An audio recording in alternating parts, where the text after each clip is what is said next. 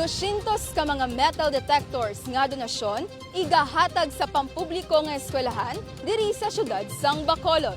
Yari ang report sang Daily News Central.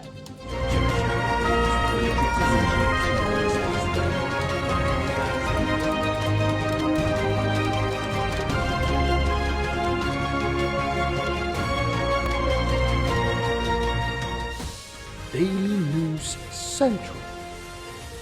Opisyal nga ginhatag ang 200 ka mga handheld metal detectors nga donasyon sa Bacolod City para sa mga pampubliko nga eskwelahan sa syudad sang Hulyo 28. Ginpangunahan ni City Mayor Greg Gasataya upod ang Department of Education, School Administrators sa Bacolod City Police Office. Sa interview sang DNC kay Attorney Jose Martigo, Secretary to the Mayor, ang dalagko nga mga eskwelahan kag madamo nga mga estudyante ang posible nga makabaton sang duha o kung 3 nga mga metal detectors. Samtang tag-isa-isa naman sa magagmay nga mga eskwelahan. Ang DepEd magadeterminar kung sa diin nga mga eskwelahan sa elementary kag high school ang makabaton sini. Sa duga nga pahayag ni Atty. Go, ang syudad sang Bacolod magapatigayin man sang walkthrough detectors para sa mga dalagko nga buluthuan. Pure man sang mga walk-through nga mga metal detectors, amo ni siya inablang maagi ka lang ya.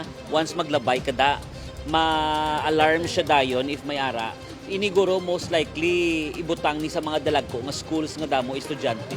Tinutuyo sang siniga donasyon ang mobiligan ng mga security guards sa pag-check sang bag sa mga estudyante. Angot sa nagakalatabo nga mga insidente sa syudad sang Bacolod. Kagagod mapadasig, mapahapos ang pagdetect sang mga makatalagam nga mga instrumento. Para mas mahapos ma-detect ang ini nga mga armas or mga anything da nga instrumento nga magamit sa mga estudyante naton nga delikado, dasig na magsulod ang mga estudyante mo. Direkta diri sa Bacolod City Government Center, ako si Kadaily Feby Tortusa. Para sa balita nga malapit sa pumuluyo, adlaw-adlaw, Daily News Central. Daily News Central.